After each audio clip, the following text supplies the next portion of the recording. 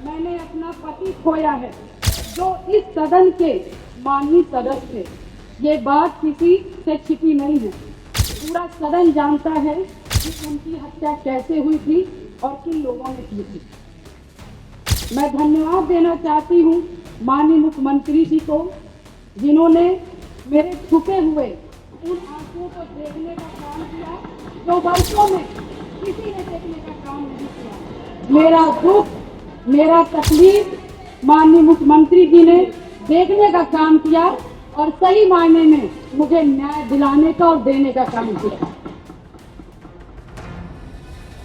नमस्कार, मेरा नाम विनीत त्रिपाठी है और आप नव भारत टाइम्स देख रहे हैं। मैंने अपना पति खोया है, ये शब्द विधायक पूजा पाल के हैं, जिनके पति राजू पाल को इलाहाबाद में दौड़ा दौड़ा कर गोलियां मारी गई थीं। मारने वाले था अतीक अहमद। एक दिन पहले उत्तर प्रदेश की विधानसभा में सपा विधायक पूजा पाल ने योगी सरकार की तारीफ की, लेकिन सपा सुप्रीमो अखिलेश यादव को ये अच्छा नहीं लगा। सपा ने तुरंत पूजा पाल को पार्टी से निष्कासित कर दिया। अखिलेश यादव शायद ये भूल गए कि आज विधानसभा में एक सपा विधायक नहीं बल्कि एक विधवा पत्नी की हैसियत से पूजा पाल दहाड़ रही थी, जिनके पति को दिन दहाड़े गोलियों से छलनी कर दिया गया था। तत्कालीन इलाहाबाद सहम गया था। खौफ के कारण लोगों की बोलती बंद हो गई थी। दुकानों के शटर हार्ट बीट से भी ज्यादा तेजी से नीचे गिर रहे थे। 20 साल पहले की उस कहानी को याद कर आज भी प्रयागराज वासी डर जाते हैं। मैं आज आपको उस खौफनाक और अतीक के आतंक की उस पूरी कहानी को सुनाने जा रहा हूं। थोड़ा सा फ्लैशबैक में चलते हैं, आपको पूरी कहानी अच्छे से समझ में आएगी। प्रयागराज में अतीक का खौफ चरम पर था। केवल अतीक का नहीं बल्कि हर उस शख्स का जो अतीक का करीबी था। शहर त्रस्त हो गया था, मगर हर कोई खामोश था। ना कोई कोर्ट, ना कोई कचहरी, ना कोई अदालत, ना कोई पुलिस, सिर्फ और सिर्फ जुर्म का बोलबाला था। तत्कालीन इलाहाबाद की पश्चिमी सीट से कोई नेता चुनाव लड़ने को तैयार नहीं होता था। पार्टियां टिकट देती थी तो भी नेता लौटा दिया करते थे। साल 1991 और साल 1993 भी अतीक निर्दलीय चुनाव जीता। साल 1995 में लखनऊ के चर्चित गेस्ट हाउस कांड में अतीक का नाम सामने आया। साल 1996 में सपा के टिकट पर अतीक विधायक बना। साल 1999 में अपना दल के टिकट पर प्रतापगढ़ से चुनाव लड़ा और हार गया।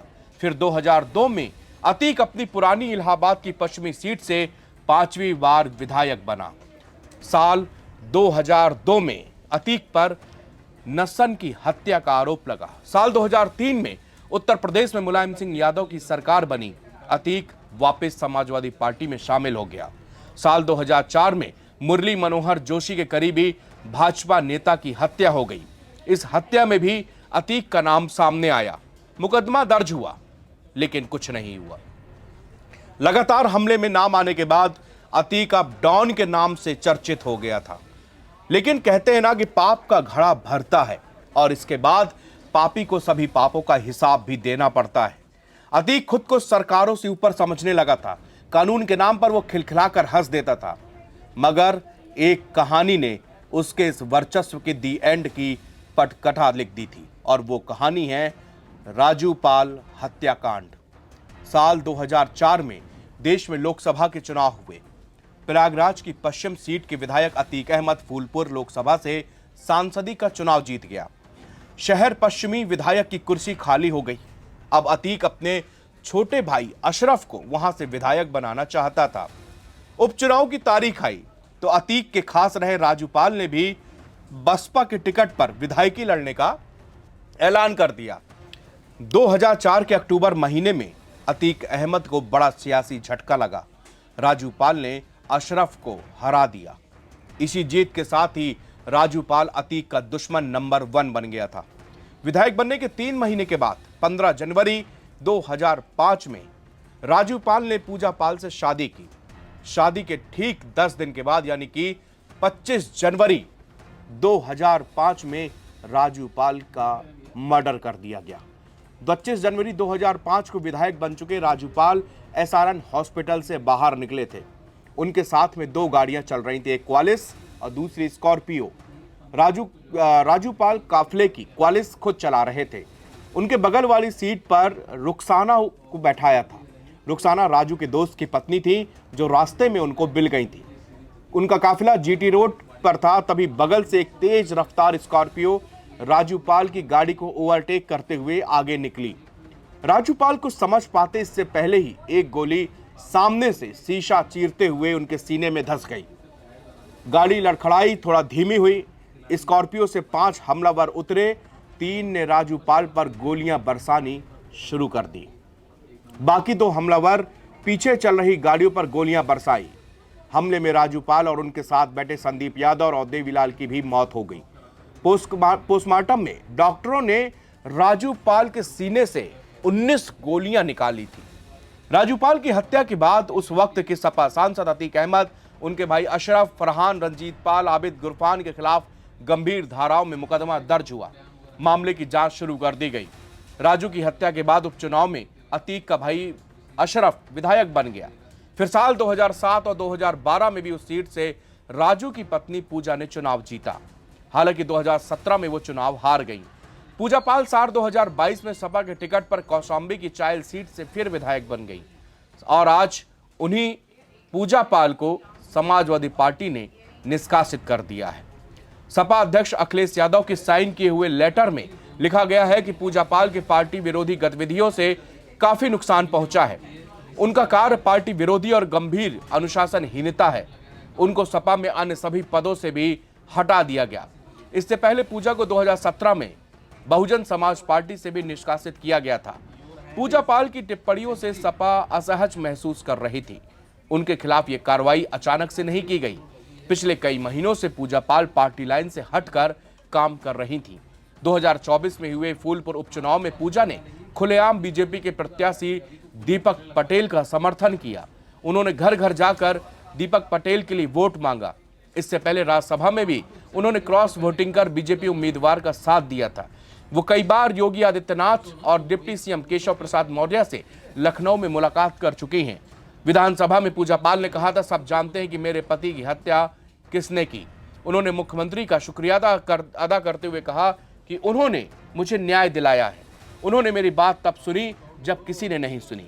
मुख्यमंत्री ने प्रयागराज में जीरो टॉलरेंस जैसी नीतियों लागू करके मुझ जैसी कई महिलाओं को न्याय दिलाया। 2017 में विधानसभा चुनाव के कुछ महीने के बाद पूजा पाल ने डिप्टी सीएम केशव प्रसाद मौर्य से मुलाकात की थी।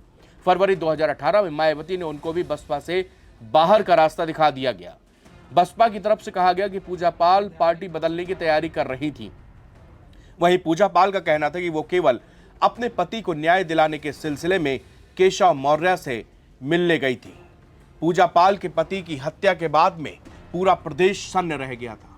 हर कोई बस एक बात कर रहा था कि विधायक राजूपाल का हत्यारा कौन है। इलाहाबाद का बच्चा बच्चा जानता था कि राजूपाल को किसने मारा, लेकिन गवाही देने के नाम पर कोई सामने नहीं आता था। गवाही के नाम में जिसका नाम दिया जाता था उसका मरना तय हो जाता था। अतीक के आतंक की जो क्राइम कुंडली है वो बहुत बड़ी है। इलाहाबाद के अगर आप प्रयागराज के जन जन से पूछेंगे तो आपको अतीक के खौफ का अंदाजा लग जाएगा। अतीक उमेश पाल हत्याकांड आपको याद होगा। अतीक राजूपाल हत्याकांड का एकमात्र गवाह उमेश पाल, जिसको गोलियों से दिन दहाड़े भून दिया गया था। इसी तरह न जाने कितने अतीक अहमद की जब कोर्ट में सुनवाई के कारण कई जजों ने अपना नाम हटवा लिया करते थे। अतीक के आतंक के ये पर्याय थे। अतीक का आतंक इतना बढ़ चुका था कि क्या जमीन, प्रॉपर्टी, कुछ भी अगर लेन देन की बात आती थी तो उसका शेयर सीधे अतीक अहमद को जाता था।